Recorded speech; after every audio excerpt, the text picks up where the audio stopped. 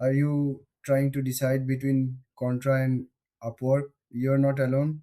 Many freelancers and clients wonder which platform is better for their needs. In this video, we'll compare Contra and Upwork. Both are popular platforms for freelancers. They help connect clients with skilled workers, but they have different features and benefits. Let's start with Contra. This platform is designed for freelancers who want to showcase their work. It focuses on creative projects and allows users to build a portfolio. Contra has a simple interface. It's easy to navigate and find projects that fit your skills. Now, let's look at Upwork.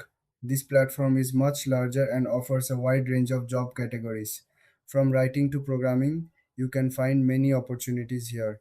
Upwork also has a robust system for tracking work hours and payments.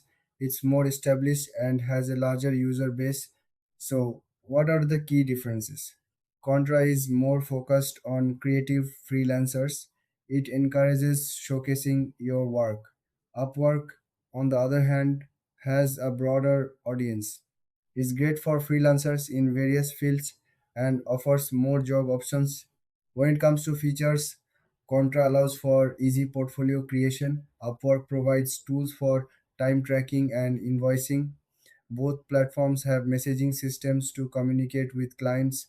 Pricing is another factor to consider. Contra takes a commission from your earnings, but it's generally lower than Upwork's fees.